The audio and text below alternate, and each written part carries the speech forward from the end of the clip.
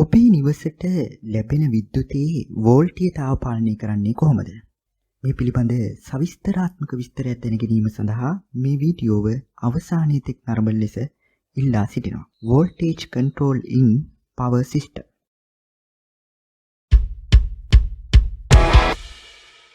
අපි මුලින්ම බලමු ඔබේ නිවසට ලැබෙන විද්‍යුතයේ වෝල්ටීයතාව පාලනය කරන්න කොහොමද කියන එක. How to voltage control in power system කියන ප්‍රශ්නෙට උත්තරය ලබා ගැනීම සඳහා මම මුලින්ම කළ වීඩියෝවේදී ඉස්සෙල්ලම සඳහන් කරා අපේ නිවස දක්වා විද්‍යුතය පැමිණීමේදී generation, transmission, distribution කියන ක්‍රියාවලි තුන පහු කරලා තමයි consumer දක්වා electricity කියන එක පැමිණෙන්නේ. මෙසේ electricity පැමිණීමේදී අපි විවිධ වෝල්ටීයතා අගයන් පාවිච්චි කිරීමක් සිදු කරනවා. මම මෙහිදී දක්වලා තියෙනවා transmission voltage level. උදාහරණයක් ඇටියට 2,20,000, 1,32,000 මීට අමතරව තව විවිධ අගයන් විවිධ රටවල් වල පාවිච්චි වෙනවා. ඒ වගේම distribution voltage level ගත්තොත් 33,000, 11,000 මේ medium voltage අගයන් විදිහට නම් කරොත් ඒ වගේම low voltage distribution අගයන් විදිහට 415 කියන්නේ 0.4 kV වගේ අගයන් අපි පාවිච්චි කරනවා. එහෙනම් මෙන්න මේ කියන distribution voltage level හරි transmission voltage level හරි. ඒ කියන්නේ යම්කිසි power system එකක අපි අපේක්ෂිත වෙන acceptable voltage limit එකට වඩා ඒ voltage එක වැඩි වුණත් අපිට ඒක ගැටලුවක්. ඒ voltage එක එම acceptable limit එකට වඩා අඩු වුණත් ගැටලුවක්. ඒ කියන්නේ අපි පාවිච්චි කරනු ලබන electrical equipment කියන දේවල් මේ lifetime එක වැඩි කාලයක් පවතින පරිදි ඒ වගේම වඩාත් කාර්යක්ෂමව most efficiency විදිහට පාවිච්චි කිරීම සඳහා acceptable voltage limit එකේ power system එක පැවතීම ගොඩක් වැදගත් වෙනවා. එහෙනම් කොහොමද මේ වෝල්ටීයතාව කියන එක අපි අපේක්ෂා කරන? ඒ කියන්නේ රටක සිස්ටම් කන්ට්‍රෝල් සෙන්ටර් එකක් තියෙනවනේ මං කියවනේ පද්ධතිය පාලනය කරනු ලබන පොදු මධ්‍යස්ථානයක් තියෙනවා. ඒ මධ්‍යස්ථානෙමකින් රටක පවර් ස්ටේෂන් වලට විදුලිය ජෙනරේට් කරනු ලබන පවර් ස්ටේෂන් වලට කියනවා ඔය කට්ටිය එයාලා හදන වෝල්ටීයතාව අනුව සමහරට ඩිස්ට්‍රිබියුෂන් වල මීඩියම් වෝල්ටේජ් ලෙවල් එකක් ඒ පවර් ස්ටේෂන් එක හදන්න පුළුවන් ජෙනරේට් කරන්න පුළුවන්. එහෙම නැත්නම් ට්‍රාන්ස්මිෂන් වෝල්ටේජ් වැලියු එකකට සමාන ට්‍රාන්ස්මිෂන් වෝල්ටේජ් වැලියු එකක් ජෙනරේට් කරන්න පුළුවන්. එතකොට ඒ කට්ටියට කියනවා ඔය කට්ටිය මෙන්න මේ වෝල්ටේජ් ලිමිට් එකේ පවත්වා ගන්න. 1,32,000ක වෝල්ටීයතාවක් ජෙනරේට් කරනු ලබන පවර් ස්ටේෂන් එකක් කියලා හිතන්නකො. සිස්ටම් කන්ට්‍රෝල් සෙන්ටර් එකකින් කියනවා ඔය කට්ටිය 1,32,000යි. එහෙම නැත්නම් 132යි kV වල. එහෙම නැත්නම් 133යි kV වල. 134යි kV වල. මෙන්න මේ කියන වෝල්ටේජ් ඒ කට්ටිය ඒ වෙලාවේ අපේක්ෂා කරන acceptable voltage level එකේ පවත්වා ගන්න කියනවා. එතකොට සමහරවිට මේ acceptable voltage level එකේ පවත්වා ගැනීමේදී ඊට වඩා වැඩි වෙන්නත් නොදී ඊට වඩා අඩු වෙන්නත් නොදී මේ වෝල්ටේජ් එක අදාළ වැලියු එකේ පවත්වා ගන්න අපි ක්‍රියා කිරීමක් සිදු කරන්න ඕනේ. How to voltage control in power system කියන එක පැහැදිලි කිරීමේදී ඊට කලින් පුංචි දෙයක් පැහැදිලි කරන්න බලාපොරොත්තු වෙනවා. Real power and reactive power කියන එක. Real power කියන එකටම අපි කියනවා active power කියන එක. Active power කියලා කියන්නේ useful power එක. ඒ කියන්නේ ඇත්තටම අපි consume කරනු ලබන power එක. නමුත් reactive power කියන එක තමයි මෙතන මම පැහැදිලි කරන්න බලාපොරොත්තු වෙන්නේ ගොඩක් දුරට. එය ඇත්තටම imaginary part එකක්. reactive power කියන එක ඔබගේ තේරුම් ගැනීමේ පහසුව සහ මතකයේ රඳවා ගැනීමේ පහසුව සඳහා පුංචි උදාහරණ කිහිපයක් කරන් පැහැදිලි කර දෙන්න බලාපොරොත්තු වෙනවා. ඇත්තටම මේ වෝල්ටීයතාව කියන එක පාලනය කිරීමේදී අපිට වඩා වැදගත් වෙන්නේ මේ කියන reactive power කියන එක.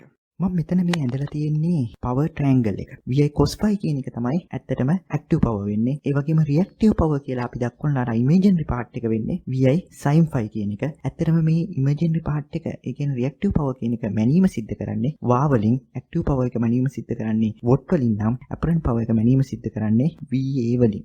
දැන් මම මේ උදාහරණය ඉදිරිපත් කරන්නේ ඔබගේ තේරුම් ගැනීමේ පහසුව සහ මතකයේ රඳවා ගැනීමේ පහසුව සඳහා පමණයි. හිතන්නකෝ යම්කිසි බීම જાතියක් කෝප්පයක වක් කරා කියලා. එහෙම කෝප්පයකට වක් කරොත් එහෙම ඒකේ අපිට පාවිච්චියට ගත හැකි ප්‍රමාණවත් උස තමයි මේ රියල් පවර් විදියට කළු පාටින් දක්වලා තියෙන්නේ. එතකොට ඒකේ තියෙන පෙන සහිත කොටස තමයි රියැක්ටිව් පවර් විදියට දක්වලා තියෙන්නේ. නමුත් මේ දෙන්නගේ සම්ප්‍රත්‍යයක් තමයි අපරන්ට් පවර් වෙන්නේ. අපි තවත් පුංචි උදාහරණයක් ගමු. අපි අපේ ගෙදරක තියෙන විල්බැරෝවකට යම්කිසි ද්‍රව්‍යමය දෙයක්, යම්කිසි භාණ්ඩයක් පටවලා ඒක අපි එක තැනක ඉඳන් තවත් ස්ථානයකට ගෙනියනවා. එතකොට මේ දේ එක තැනක ඉඳන් තවත් ස්ථානයකට ගෙනිය යාමේදී අපි කළ යුතු කාර්යයක් තියෙනවා. ඒ කියන්නේ සරල රේඛීයව කළ යුතු කාර්යයක් තියෙනවා. ඒ කළ යුතු කාර්යය අපි මෙතෙන්දී අපි ඇක්ටිව් පවර් විදියට දක්වලා තියෙනවා. නමුත් මෙහෙම විල්බැරෝවක් එක තැනක ඉඳන් තවත් තැනකට ගෙනිය යාමේදී අපි විල්බැරෝවේ අල්ලුව මේ කියන ආකාරයෙන් පල්ලෙහා සිට ඉහළට එසවීමක් කරන්න ඕනේ. අන්න එතනදී අපි සිදු කරනු ලබන කාර්යය තමයි අර රියැක්ටිව් පවර් විදියට මම දක්වලා තියෙන්නේ. එහෙනම් ඇක්ටිව් පවර් කියන්නේ මොකද්ද? රියැක්ටිව් පවර් කියන්නේ මොකද්ද කියලා විල්බැරෝවක් ආධාරයෙන් මේදී නම් කරලා තියෙනවා. මේ උදාහරණය දැක්ුවේ ඔබගේ තේරුම් ගැනීමේ පහසුව සහ මතකයේ රඳවා ගැනීමේ පහසුව සඳහා පමණයි. තවදුරටත් විල්බරෝ ආධාරයෙන් අපි රියල් පවර් සහ රියැක්ටිව් පවර් කියන එක එකිනෙකට වෙන් කරගත්තොත් හිතන්නකෝ විල්බරෝවකට අපි මෙගාවොට් විදියට මේ ආකාරයෙන් මම දක්වලා තියෙන කියලා ඇක්ටිව් පවර් කියන එක අපි විල්බරෝවකට දාලා තියෙනවා කියලා හිතන්නකෝ. එතකොට මේ විල්බරෝ එක තැනක ඉඳන් තවත් පවරකට මේ රියල් පවර් කියන එක මූවින් කිරීමේදී creating condition to move real power විදියට තමයි මේ reactive power කියන එකේ අල්ලු දෙක ඉස්සීම නම් කරලා තියෙන්නේ. නැවත අපි අදාළ ස්ථානෙට ගෙන යාමෙන් පස්සේ අල්ලු දෙක අර මුලින් අපි ගත්ත ආකාරයටම තැබීමක් සිද්ධ කරනවා. එහෙනම් අල්ලු දෙක ඉහළට එසවීමෙන් අපි ක්‍රියේට් කරලා ගත්තේ පවර් එක තමයි රියැක්ටිව් පවර් විදියට මම මෙහිදී ඔබගේ තේරුම් ගැනීමේ පහසුව සහ මතකයේ රඳවා ගැනීමේ පහසුව සඳහා ඉදිරිපත් කරන්නේ. දැන් මෙතෙන්දී ඔබගේ තේරුම් ගැනීමේ සහ මතකයේ රඳවා ගැනීමේ පහසුව සඳහා මම මෙතෙන්දී තව පුංචි උදාහරණයක් ගන්නවා. ඒ කියන්නේ රියැක්ටිව් පවර් ටැංක් එකක්. මම පවර් ටැංක් එකක් විදිහට අරගෙන සිස්ටම් වෝල්ටේජ් එක ඒකේ මාපාංකය දර්ශකයක් විදිහට ඉදිරිපත් කළා. රියැක්ටිව් පවර් ටැංක් එකට රියැක්ටිව් පවර් ලබා දෙන සෝසස් සහ එළියට රැගෙන යනු ලබන ලෝඩ් මොනවද කියලා මෙහිදී දක්වලා තියෙනවා. හිතන්නකෝ යම්කිසි පවර් ස්ටේෂන් එකක් කියලා. පවර් ස්ටේෂන් එකක් ගත්තොත් එහෙම ගොඩාක් පවර් ස්ටේෂන් වල 90%ක් පවර් ස්ටේෂන් වල පාවිච්චි වනු ලබන්නේ සින්ක්‍රොනස් කියන ජෙනරේටර් වර්ගය. ඒදී ඉන්ඩක්ෂන් කියලා තවත් AC ටයිප් ජෙනරේටර් වර්ගයක් තියෙනවා. මොනවද මේ සින්ක්‍රොනස් ජෙනරේටර්, ඉන්ඩක්ෂන් ජෙනරේටර් කියලා ඉදිරියේදී වෙනත් වීඩියෝකින් ඔබ හමුවේ ගෙනීමට බලාපොරොත්තු වෙනවා. දැන්ට මේ සින්ක්‍රොනස් ජෙනරේටර් කියන එකේ තියෙන විශේෂත්වය තමයි මේ සින්ක්‍රොනස් ජෙනරේටර් වලට සිස්ටම් එකේ වෝල්ටේජ් එක ස්ටේබල් කිරීම සඳහා අවශ්‍ය නම් සිස්ටම් එකට රියැක්ටිව් පවර් ජෙනරේට් කිරීමේ හැකියාවකුත් තියෙනවා. අවශ්‍ය නම් සිස්ටම් එකෙන් රියැක්ටිව් පවර් ඇබ්සෝබ් කිරීමේ හැකියාවකුත් තියෙනවා. එහෙනම් මේ ජෙනරේටින් ස්ටේෂන් කියන එක මම මේ අවස්ථාවේදී සෝසස් එකක් විදිහට ඉදිරිපත් කරලා තියෙනවා. ඒ වගේම මේක කන්ට්‍රෝලබල් හින්දා තමයි මම ඒක නිල් පාටින් දක්වලා තියෙන්නේ. එහෙනම් සින්ක්‍රොනස් ජෙනරේටර් එකක් සහිත ජෙනරේටින් ස්ටේෂන් එකකින් සාදනු ලබන රියැක්ටිව් පවර් එක අපිට කන්ට්‍රෝල් කරන්න පුළුවන්. ඒක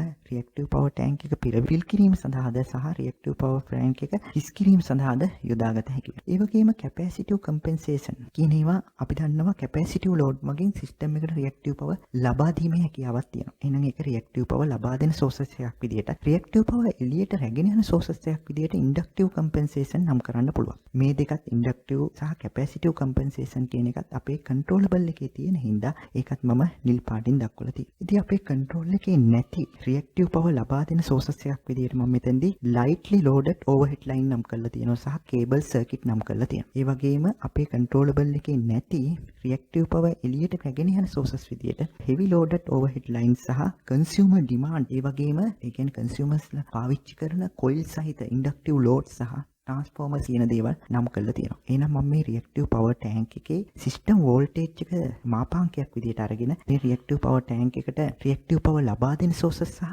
රියැක්ටිව් පවර් එක එළියට ඒක වැය කරන සෝසස් මොනවද කියලා මේදී පැහැදිලිව ඔබගේ තේරුම් ගැනීමේ සහ මතකයේ රඳවා ගැනීමේ පාසුව සඳහා පමණයි මේ උදාහරණය ඉදිරිපත් කරලා තියෙන්නේ. අපි දැන් හිතමු සිස්ටම් වෝල්ටේජ් එක. තවත් පුංචි උදාහරණයක් කරගන්නවා. මම මේදී තරාදියක් ගන්න ලබනවා. තරාදියක් අරගෙන මේ තරාදියක එක පැත්තකට මම දානවා රියැක්ටිව් පවර් සප්ලයි එක. ඒ කියන්නේ අර මම ඉස්සෙල්ලා කිව්ව රියැක්ටිව් පවර් ටැංක් එකට රියැක්ටිව් පවර් ලබා දුන්න කට්ටිය තමයි මේ සප්ලයි එක විදියට තියෙන්නේ. ඊළඟට රියැක්ටිව් පවර් ඩිමාන්ඩ් එක. ඒ කියන්නේ රියැක්ටිව් පවර් එක ලබා ගන්න කට්ටිය තමයි අර ඉස්සෙල්ලම පවර් ටැංක් එකේ රියැක්ටිව් පවර් ඉවතට ගෙන ගිය කට්ටිය වගේ කොටසක් තමයි මේදී දක්වලා තියෙන්නේ. එතකොට මේ රියැක්ටිව් පවර් සප්ලයි එකයි රියැක්ටිව් පවර් ඩිමාන්ඩ් එකයි අපේක්ෂිතා කරන වෝල්ටේජ් ලෙවල් එකේ තියෙනවා නම් ඇත්තටම තරාදිය balance.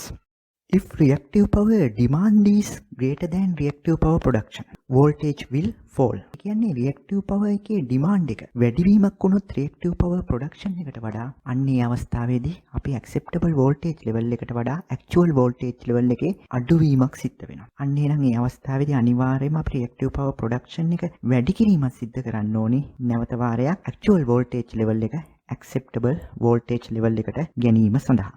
If reactive power production is greater than reactive power demand, voltage will rise. ඒ කියන්නේ reactive power production කියන එක reactive power demand එකට වඩා වැඩි වුණොත් actual voltage level එක acceptable voltage level එකට වඩා වැඩි වීමක් සිද්ධ කරනවා. ඒදී නැවත වතාවක් actual voltage level එක acceptable voltage level එකට ගැනීම සඳහා අපිට reactive power production එක අඩු කිරීමක් සිද්ධ කරන්න වෙනවා. හේතුව තමයි මේ demand එක කියන එක අපිට controllable වීමේ අවස්ථාව ගොඩක් දුරට අඩුයි. ඉතින් මම තව පුංචි උදාහරණයක් ගන්න. ඒකේ මම G අකුරින් දක්වලා තියෙන්නේ ජෙනරේටර් කියන එක, M අකුරින් දක්වලා තියෙන්නේ මෝටර් කියන එක. MVAR වලින් දක්වලා තියෙන්නේ රියැක්ටිව් පවර් කියන එක මනිනු ලබන ඒකකය. MW වලින් දක්වලා තියෙන්නේ මෙගාවොට් වලින් දක්වලා තියෙන්නේ රියල් පවර් එක මනිනු ලබන එක. මේ ඉතින් මම මේ අංක 1 වශයෙන් දක්වලා තියෙන්නේ සින්ක්‍රොනස් ජෙනරේටරයක්. මේ සින්ක්‍රොනස් ජෙනරේටර් කියන ඒවා තමයි අපේ පවර් සිස්ටම් එකේ 90%ක්ම පාවිච්චි වන ජෙනරේටරේ. ඒ කියන්නේ අපි පවර් ස්ටේෂන් වලට ගිහිල්ලා බැලුවොත් 90%ක්ම තියෙන්නේ සින්ක්‍රොනස් ජෙනරේටර්. ජෙනරේටරයක් කියන්නේ අනිවාර්යයෙන්ම ටිව් පවර් කියන එක සිස්ටම් එකට ලබා දෙනවා. ඒ හින්දා තමයි මම මේදී මෙගාවොට් කියන ඊතලය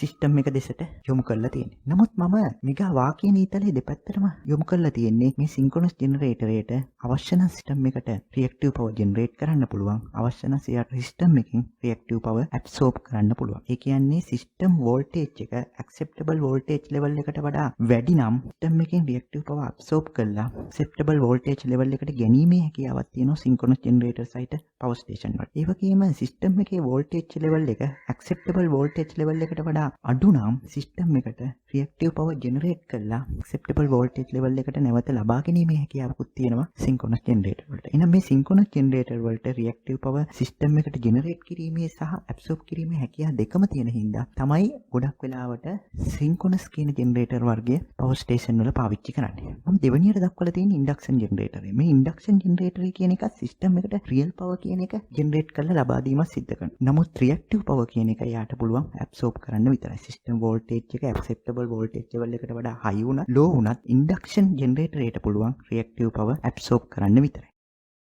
මෙතනදී තුන්වෙනියට දක්වලා තියෙන සින්ක්‍රොනස් මෝඩ්. සමහර පවර් ස්ටේෂන් වල සින්ක්‍රොනස් ජෙනරේටරයක් හැටියට ස්ටාර්ට් කරලා ඒකේ ප්‍රයිම් මූවර් එක ඩීකපල් කරලා සින්ක්‍රොනස් මෝටරයක් හැටියට දුවන අවස්ථා තියෙනවා. එහෙම නැත්නම් වෙනම සින්ක්‍රොනස් මෝටර් දුවන අවස්ථා තියෙනවා. ඇත්තටම මේ සින්ක්‍රොනස් මෝටරේ කියන එක මෝටරයක් ඉඳලා එයා ඇක්ටිව් පවර් කියන එක ඕල්වේස් ඇබ්සෝබ් කරනවා. නමුත් රියැක්ටිව් පවර් කියන එක එයාට අවශ්‍ය නම් සිස්ටම් එකට ලබා දෙන්න පුළුවන්. අවශ්‍ය නම් සිස්ටම් එකෙන් ලබා ගන්න පුළුවන්. ඒ කියන්නේ සිස්ටම් වෝල්ටේජ් එක ඇක්සෙප්ටබල් වෝල්ටේජ් ලෙවල් එකට වඩා හයි වීම සහ ලෝ වීම අනුව අවශ්‍ය නම් රියැක්ටිව් පවර් ජෙනරේට් කිරීම සහ රියැක්ටිව් පවර් ඇබ්සෝබ් කිරීමේ හැකියාව සින්ක්‍රොනස් මෝටර් වලටත් තියෙනවා. ඒ හින්දා සිස්ටම් වෝල්ටේජ් මේන්ටේන් කිරීම සඳහා සින්ක්‍රොනස් මෝටර් කියන දේ පාවිච්චි කිරීමක් සිද්ධ කරනවා. මම මෙතෙන්දී හතරවෙනියට දක්වලා තියෙන්නේ ඉන්ඩක්ෂන් මෝටරේ කියන එක. ඇත්තට මේ ඉන්ඩක්ෂන් මෝටර් තමයි අපේ කන්සියුමර්ස්ලා 90%ක් එළිය පාවිච්චි වෙන්නේ මේ ඉන්ඩක්ෂන් මෝටරේ. සින්ක්‍රොනස් ජෙනරේටරේ පවර් ස්ටේෂන් වල ඉන්ඩස්ට්‍රියල් එකේ 90%ක් පාවිච්චි වෙනවා වගේ ඉන්ඩක්ෂන් මෝටරේ තමයි මෝටරයක් ඇටියට 90%ක් පාවිච්චි වෙන්නේ. ඒදී ඒ ඉන්ඩක්ෂන් මෝටරේ පාවිච්චි වෙන්නේ කියලා, ඇයි සින්ක්‍රොනස් ජෙනරේටර් පාවිච්චි වෙන්නේ කියලා මම ඉදිරි වීඩියෝ එකදී ඔබ හමුවේ ගෙනීමට බලාපොරොත්තු වෙනවා. මේ ඉන්ඩක්ෂන් මෝටරේ කියන එකත් මෝටරයක් ඉඳලා එයා ඇක්ටිව් පවර් කියන එක ඔල්වේස් ඇබ්සෝබ් කරනවා. නමුත් රියැක්ටිව් පවර් කියන එක එයාට සිස්ටම් එකට ලබා දීමේ හැකියාවක් නැහැ. එයා ඉන්ඩක්ටිව් ටයිප් ඉඳලා එයා කරන්න ලබන්නේ සිස්ටම් එකේ වෝල්ටේජ් එක ඇක්සෙප්ටබල් ලිමිට් එකට වඩා හයි වුණත් ලෝ වුණත් එයාට පුළුවන් සිස්ටම් එකෙන් රියැක්ටිව් පවර්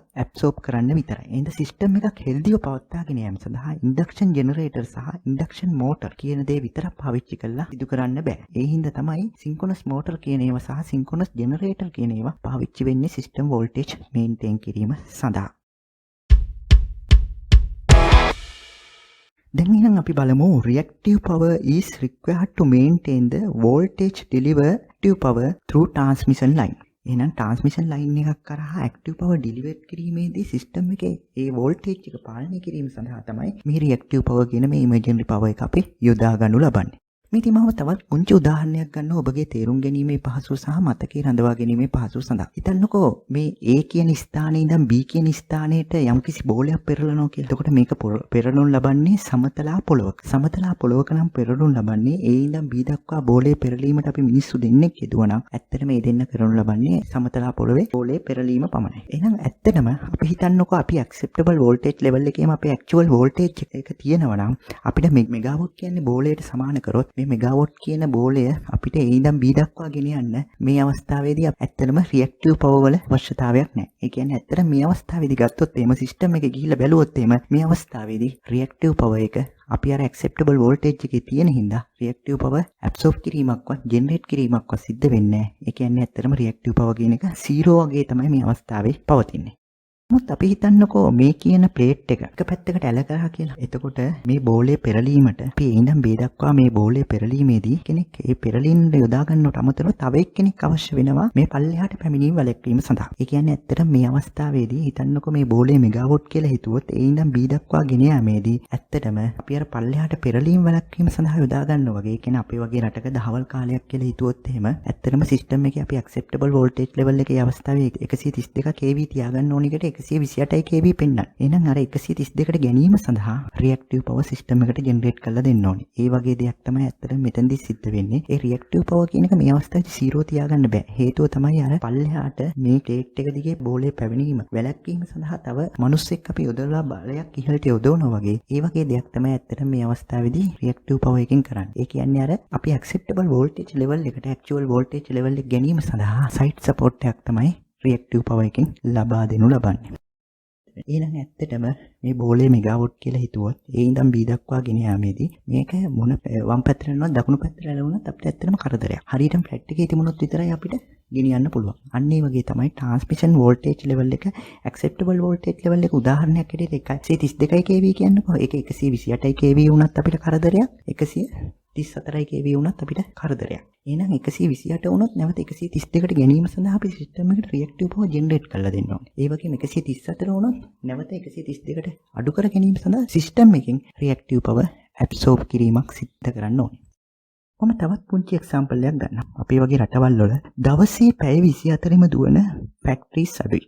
ගොඩක් වෙලාවට මේ ෆැක්ටරිස් දුවන්නේ ඩේ පීරියඩ් එකේ. නයිට් පීරියඩ් එකේ දුවන්නේ නැහැ. එහෙනම් ඩේ පීරියඩ් එකේ අපි පවර් ස්ටේෂන් එකකට ගිහිල්ලා බැලුවොත් එහෙම අපි ට්‍රාන්ස්මිෂන් වෝල්ටේජ් ලෙවල් එකේ වැලියු එක සමහරලාට අපි 1,32,000 තමයි ඇක්සෙප්ටබල් වෝල්ටේජ් ලිමිට් එක කියලා තියෙන්නේ. නමුත් මේ අවස්ථාවේ තියෙන්නේ 128 130 වගේ සමහරලාට ඊට වඩා අඩු වගයක් වෙන්න පුළුවන්. අන්න එහෙනම් මේ අඩු වගයක් තියෙද්දී ඇත්තටම අන්න ඒ අවස්ථාවේදී අපේ ෆැක්ටරි ටෝන වැඩි කියන්නේ අපේ ඉන්ඩක්ටිව් කොයිල් සහිත ලෝඩ් පාවිච්චිය වැඩි. එතකොට ඒක ඇත්තටම අපේ අර ගෙවල් වල පාවිච්චි කරන ලයිටින් ලෝඩ් එකකින් හින්දා දැනෙන දෙයට වඩා දෙයක් දැනෙනවා. එහෙනම් අන්න ඒ අවස්ථාවේදී සිස්ටම් එකට අපි රියැක්ටිව් පවර් ජෙනරේට් කරලා ලබා දෙන්න ඕනේ. අන්න එහෙනම් ගොඩක් වෙලාවට පවර් ස්ටේෂන් වල මේ අවස්ථාවේදී වාස් කියන එක මෙගා වාස් කියන එක පොසිටිව් වගේක් තමයි පෙන්වුම් කරන්නේ. ඒක ඇත්තටම ඩේ පීරියඩ් එකේදී වෙන්නේ ඉන්ඩක්ටිව් ලෝඩ් එක වැඩි වීම හින්දා ඇක්චුවල් වෝල්ටේජ් ලෙවල් එක අඩු වෙනවා.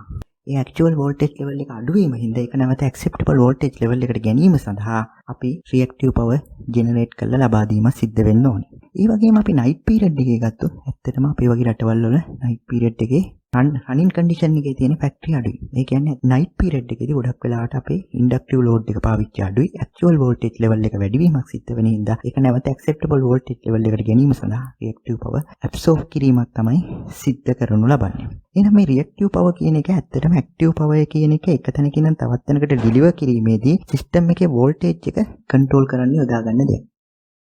එතකොට අපි හිතන්නේ යම්කිසි පවර් ස්ටේෂන් එකක මැෂින් එකක් තියෙනවා. එයා සිස්ටම් එකට සපෝට් එකක් දෙන්න ඕනේ. එයාගේ 132 kV මේන්ටේන් කරන්න කිව්වන් පස්සේ එයා සිස්ටම් එකේ තියෙන 128 kV කියන්නේ. නමුත් සිස්ටම් එක 132ට ගැනීම සඳහා එයාට ජෙනරේට් කරන්න පුළුවන් රියැක්ටිව් පවර් එක සමහරවිට එයා මැක්සිමම් එකේ ඩෙලිවර් කරන සිස්ටම් එකේ 132 kV එකට පැමිණෙන්නේ නැති වෙන්න පුළුවන්. මොකද සිස්ටම් එකේ විශාලත්වය අනුව තනි මැෂින් එකකින් දක්වන දායකත්වයෙන් ඒ කියන ඇක්චුවල් වැලියු එක ඇක්සෙප්ටබල් වැලියු එකට පැමිණෙන්නේ නැති වෙන්න පුළුවන්. අන්න එහෙනම් ඇත්තටම ඒ පවර් ප්ලාන්ට් වල ඒ මැෂින් වලට හෙල්දි දුවන්න පුළුවන් රීජන් එකක් තියෙනවා. ඒ කියන්නේ ඇත්තටම මේකට කියන්න ලබන්නේ කේපබිලිටි කර්ව් කියලා. කේපබිලිටි කර්ව් එක කොහොමද අඳින්නේ? කේපබිලිටි කර්ව් එකෙන් මොකක්ද අදහස් වෙන්නේ කියලා ඉදිරි වීඩියෝ එකදී ඔබ හමුවේ ගෙනීමට බලාපොරොත්තු වෙනවා. ඇත්තටම මේ කේපබිලිටි කර්ව් එකෙන් සින්ක්‍රොනස් ජෙනරේටර් එක කේපබිලිටි කර්ව් එකක් ගත්ත කියන්නේ එහෙම නැත්නම් සින්ක්‍රොනස් මෝටර් එක කේපබිලිටි කර්ව් එකක් ගත්තොත් ඒකේ පැහැදිලිව දක්වලා තියෙනවා මේ මැෂින් එකට Tamanට හානියක් නොවි සිස්ටම් එකට ලබා දෙන්න පුළුවන් උපරිම රියැක්ටිව් පවර් එක මොකද්ද? සිස්ටම් එකෙන් ඇබ්සෝබ් කරන්න පුළුවන් උපරිම රියැක්ටිව් පවර් එක මොකද්ද කියලා. ඒ එහෙනම් එයා සිස්ටම් එකට දායකත්වයේ දක්වනු ලබන්නේ එම ලිමිට් එකේ තියාගෙන. එතකොට පවර් ස්ටේෂන් ඔපරේට් කරන කට තමන්ගේ පවර් ප්ලාන්ට් එකකින් සිස්ටම් එකට සපෝට් එකක් දීමේදී තමන්ගේ මැෂින් එකේ මෙන්න මේ කියන ලිමිට් ඇතුලේ තමයි ඔපරේට් කිරීම සිද්ධ කරන්නේ. එතකොට මේ සියලු පවර් ස්ටේෂන් වලින් ලැබෙන දායකත්වයේ ඒ පවර් ස්ටේෂන් වලින් සහ තව කැපැසිටර් බැංක් වලින් ඉන්ඩක්ටිව් බැංක් වලින් මේ කියන